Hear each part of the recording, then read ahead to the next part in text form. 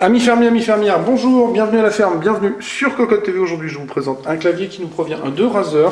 Il s'agit de l'Huntsman Elite. C'est un clavier qui est sorti il y a déjà un petit moment, qui n'est pas très vieux non plus, et qui est donc un clavier optomécanique. C'est le nouveau type de switch apporté par Razer. Donc c'est un switch qui concilie à la fois le monde du vrai switch mécanique, mais qui laisse l'information transiter par la coupure d'un faisceau optique, donc la coupure d'un faisceau lumineux, ce qui devrait normalement apporter beaucoup plus de rapidité. Alors bien évidemment, ça sur le papier c'est toujours vendeur. Maintenant la réalité c'est que la première délimitation, elle va consister en la vitesse de déplacement de vos doigts.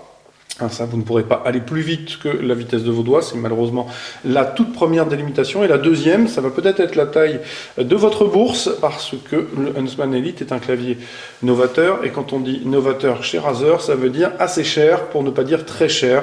209,90 € tout simplement.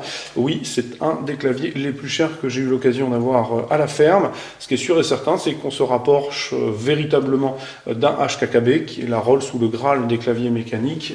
Mais là, on est encore un peu au-dessus. Ceci étant, la qualité de fabrication du Razer est tout à fait honorable, tout autant que celle d'un HKKB. Maintenant, bon, c'est un choix. À titre personnel, je prendrais peut-être plus le HKKB que le Razer. Alors, pour revenir à notre Huntsman Elite, le Razer, ça veut dire que nous avons une boîte qui fait la part belle au vert, au noir. On a la petite fenêtre qui va permettre de venir découvrir les switches si vous le souhaitez. La mention de ces fameux switches. Au dos, on a l'explication, donc comme je vous le disais tout à l'heure, on concilie à la fois le monde du mécanique classique et ce faisceau optique qui va être coupé, et donc lorsqu'il est coupé, envoie l'information que la pression doit être prise en compte, avec des agrafes de stabilisation, je vous les montrerai en démontant quelques touches tout à l'heure, et les explications par rapport aux fonctionnalités du clavier, qui, vous allez le voir, est un clavier quand même assez sympa sur le point de l'esthétique et de la finition. Du côté du bundle, le guide de l'utilisateur, la petite planche d'autocollant qui va bien avec le rappel de chroma, la lettre de félicitations, comme quoi vous entrez dans un monde de gens de goût. Maintenant, le clavier en lui-même, bien vous l'avez sous les yeux, je l'ai présenté avec le repose-poignet qui est vendu avec, ce qui explique aussi une part du coût. Alors on a vraiment quelque chose de bien fini sur le travail, la finition, etc. C'est plutôt très bon. Preuve en est, je vais commencer par le repose-poignet. Le repose-poignet est lourd, vraiment très très lourd, l'un des plus lourds que j'ai eu l'occasion de voir. Tout simplement parce qu'il fait la part belle à l'aluminium. On a de l'alu ici, et finalement le plastique est cantonné en dessous.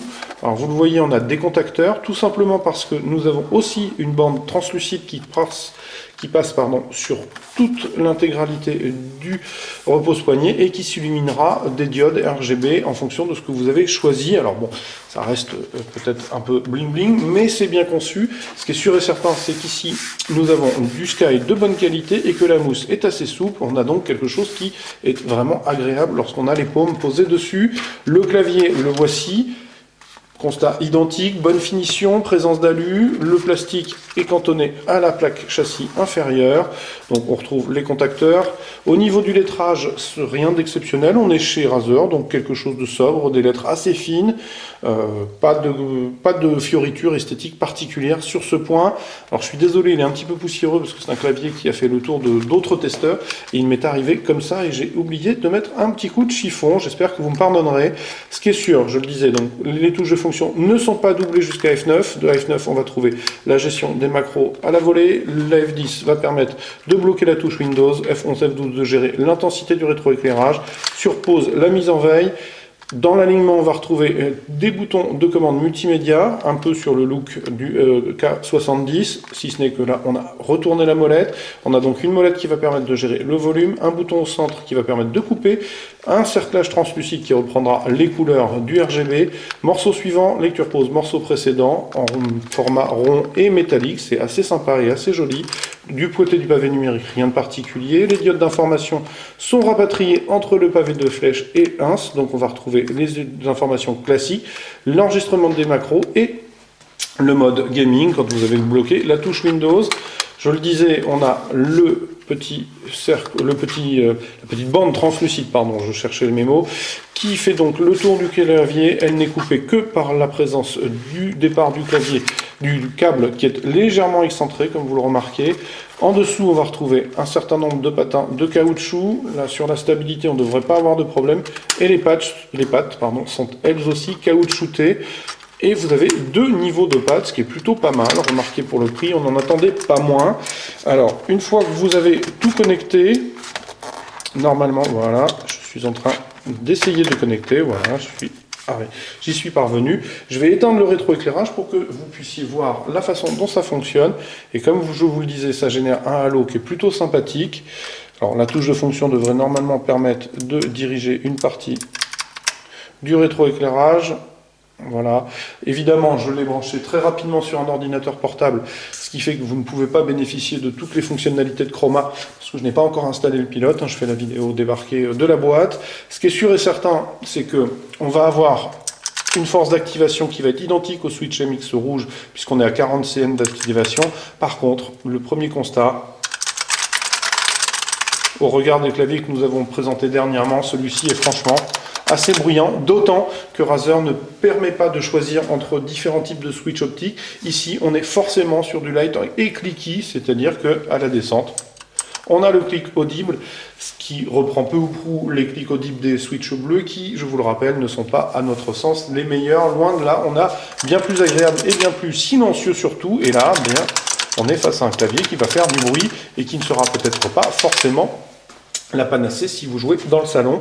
Donc ce qui est sûr et certain, c'est qu'au niveau des caractéristiques techniques, on a donc les switches qui proposent 45 cn d'activation. Ils sont annoncés pour 100 millions d'activations tout simplement, c'est énorme.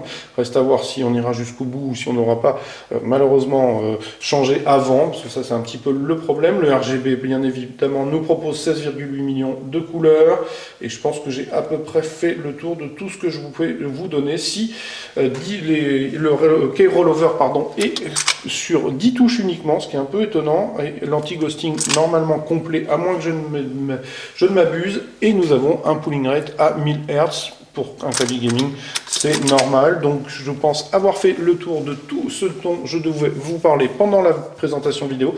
Je vous invite à venir lire le test qui paraîtra très très prochainement. Je vous rappelle le prix du clavier, 209 €. Ça reste cher, ça reste très cher. Évidemment, Razer, souvent vous les retrouvez en promo et c'est pas plus mal. Donc, comme d'habitude, je vais vous souhaiter une excellente journée. Je vais vous dire à très bientôt et au revoir.